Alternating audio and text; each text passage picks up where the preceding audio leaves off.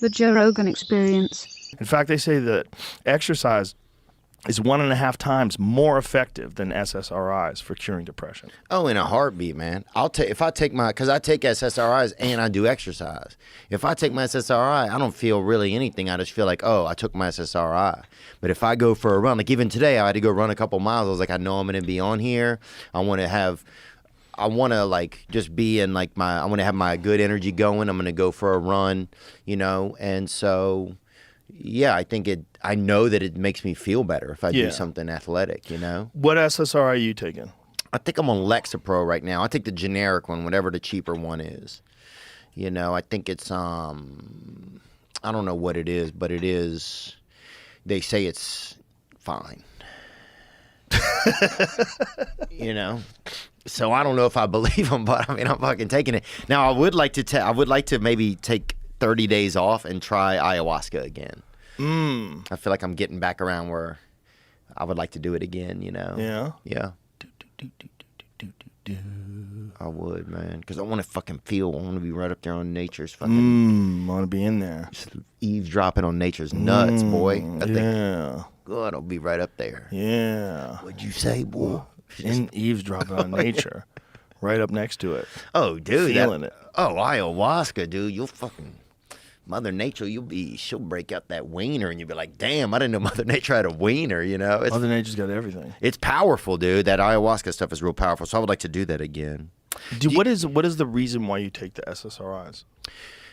I think because when I'm off of them, something feels wrong. I feel it's a battle. A battle. It's a battle to, even if I do running and I do fitness, right? It's a battle to keep myself even. So instead of dealing with that at a more intense level, I choose to take them because it just makes it a little bit easier. I don't think it's taking the easy way out, though, because if I don't take them and I still do all those things, it's hard for me to get to a good baseline. What do you mean by wrong? Like, when you say you feel wrong, what does it feel like? I feel like at any moment, kind of my feelings can just drop off into like a really surprised low. Out of nowhere for no reason. Yes. Sometimes with a little bit of motivation to it, right? Or some trigger. But the level that it drops off to, it's too much of a drop for me to not get some help. If it were a little bit and it felt manageable, that's okay. But when it's pretty steep, it's like, oh man, this feels sometimes scary. Yeah, I know what you're saying. But it's doing that ayahuasca stuff made it a lot better than it had ever been. Neil Brennan said it basically cured him. Yeah, he's the one who took me to it. Yeah, he said it made him much happier. It cured him of like a lot of his, what he felt like were personality disorders that he had, you know? Like Neil's a great guy, but he's very, very smart. Very smart. And sometimes, you know, I wonder about real smart guys. They're just always thinking about things and maybe too much about certain things. And, you know, you just get overwhelmed by thoughts and anxiety and emotions. And anxiety is a lot of is fretting about possibilities for a lot of people. You know, it's the inability to live in the moment.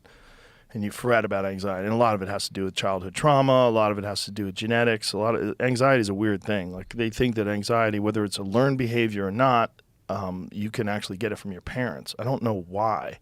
See, I could see that. Can you get anxiety? Is anxiety genetic? Google that. My mom made us anxious. Yeah? Yeah, dude. Sometimes my mom, we'd go get ice cream, dude, and she's like, if she'd get angry she'd get so angry if we dripped any of it. Here it goes.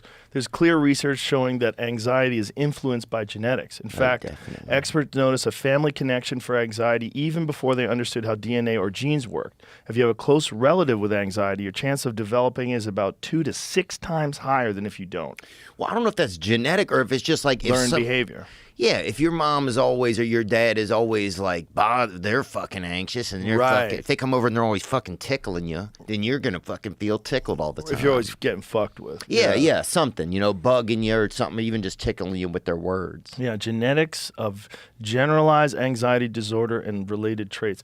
Well, for sure, mental illness is genetic. there's a lot of people that are mentally ill and their children are mentally ill, or their family's mentally ill, or it's like man, I used to have a much more ignorant view on mental health because I have my own mental health issues, which I'm sure we all do, but mine was like, just don't be a pussy.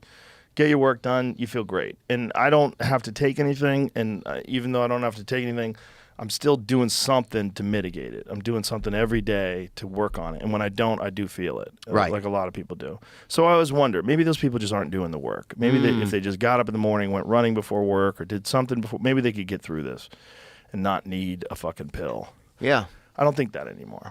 Interesting. Yeah, I think there's times where I thought that I'm just not tough enough. I'm just not doing enough. I'm not enough to battle this, right? Right. And then I get to a point where so many times I tried to stop taking it, and it's like it's too much of a discrepancy that makes things unmanageable to a point where it feels like it's unfair to be that unmanageable to myself. So I get back on it, and I don't think it really bothers me or anything like that, but yeah, it's kind of the same with alcoholism. Like, I thought alcoholism used to just be like somebody couldn't stop drinking or whatever. Right. But there's so much more. I mean, alcoholism is the only disease that will tell you don't have the disease, right? Mm-hmm. That's like, imagine if you put on like a shirt, right? But every couple of days, the shirt was like, guess what? You don't have a shirt on. I don't think that's a good analogy. I don't know if it is, but it seems like it. But that's what alcoholism is. Because alcoholism would tell you don't have a problem. Right. You don't have a problem. Have another drink. Yeah. Relax. Have another Coke. Have some more Coke. Bump. Yeah. Have another family.